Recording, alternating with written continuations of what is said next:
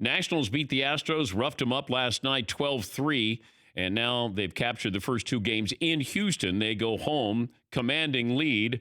And once again, we're reminded of how hard it is to predict success in baseball, certainly in the postseason, because you would have thought, if I said when the World Series started, the Nationals are going to get a split with Garrett Cole and Justin Verlander, and you'd say, okay, maybe. But if I said they're going to take both of those games from the Astros, you'd say no way. But Washington has a very it's interesting to look at Max Scherzer and Steven Strasburg and say they're actually underrated because of how great Cole and Verlander have been. We spend all offseason obsessing about where guys like Bryce Harper and Manny Machado are going to go. And then October, pitching takes over. You got random hitters. You know, Kurt Suzuki hit a home run off Verlander last night, broke open a close game. You know, it's got to hurt a little bit of Bryce Harper watching this with the Nationals, but it seems like teams can't bludgeon their way to a World Series title. Instead, the Nationals are hoping to prove great pitching, timely hitting, some smart baseball will take them all the way to winning a World Series. And you've already got the guys in the media, it's over guys. It's not over. It's not. As much as you want to say, well, they beat them in Houston, now you go to Washington.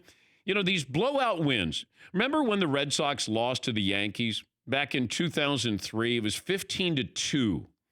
So or 04 ALCS, and it was 15-2. And everybody there said, oh, it's over. Everybody. Because you get blown out. And that, of course, was not the case then. I remember the 76ers played the Boston Celtics.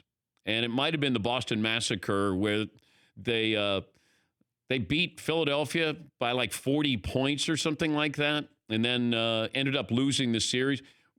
Philadelphia 76ers against the Portland Trailblazers in the NBA Finals. You know, they were blowing out the Blazers, and everybody said, oh, gosh, you know, they took the first two games. Portland came back and swept the next four.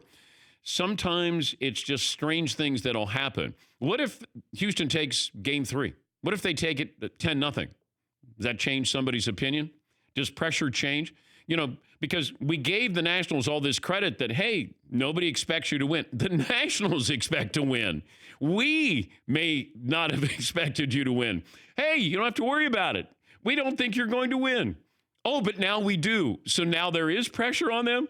Is there less pressure on the Astros? Now the Nationals would be a failure if they lost the World Series. A World Series they were not favored to win. Yes. Okay. Yes.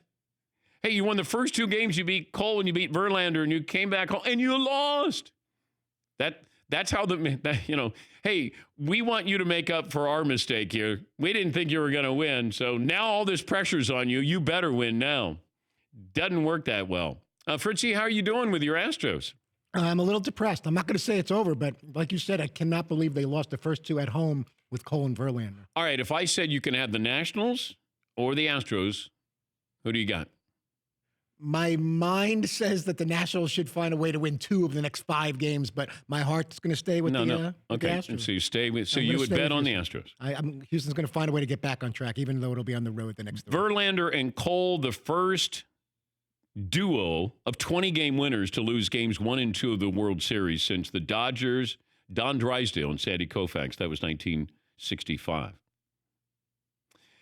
You know, they picked their spots and then they blew it open because, Verlander, it's a pitching duel there for a little while. But, the Nationals have won 8 straight playoff games, 18 of 20 overall, which is pretty amazing. And getting those last 2 over co-Cy Young favorites in Cole and Verlander. For more Dan Patrick Show, tune into Audience Channel 239 on DirecTV. Stream for free on BR Live or download the Dan Patrick Show app.